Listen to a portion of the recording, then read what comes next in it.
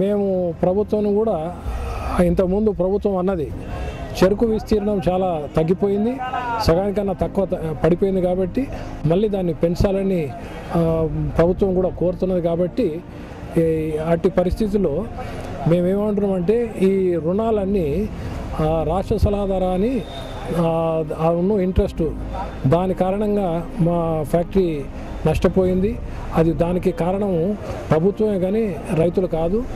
అది హైకోర్టు కూడా అది ఇల్లీగల్ అని కొట్టేసింది. కాబట్టి అది మొత్తం ఆ అమౌంట్ అన్న మాకు రీయింబర్స్ చేయాలి, 56 కోట్లు, లేకపోతే ఉన్న రుణాలను వడ్డీతో సహా మాఫీ చేయాలి.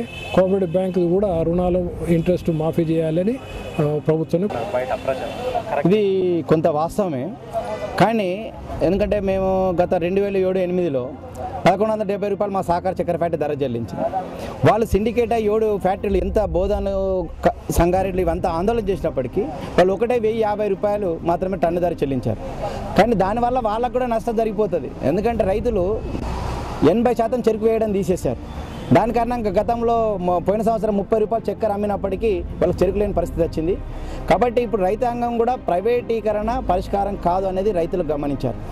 ఇలా ప్రభుత్వం చెప్తే నేను లేదు, ముఖ్యమంత్రి అప్పుడున్న ముఖ్యమంత్రి రాజశేఖర రెడ్డి గారు, షుగర్ మినిస్టర్ అందరూ చెప్పినా ఇవ్వకుండా వాళ్ళు ఒక్కటైంది. కాబట్టి మేమేమనుకుంటామంటే ఇది రైతుల డబ్బుతో ఏర్పాటు చేసిన చక్కెర కర్మాగారం. దీంట్లో 2,85 లక్షలు మా రైతుల వాటా ఉంది. కాబట్టి ప్రభుత్వం దీన్ని వెంటనే నడపాలి. ప్రభుత్వ నిర్లక్ష్యం వల్ల మూతపడతా ఉంది.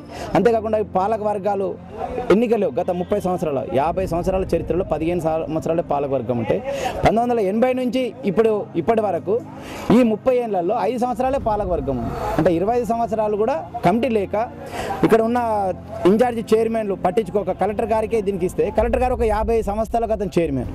కాబట్టి దీని మీద సమయాన్ని కేటాయించలేక ఈ ఫ్యాక్టరీలో ఈ పరిస్థితి రావడానికి ఆస్కారం ఏర్పడింది.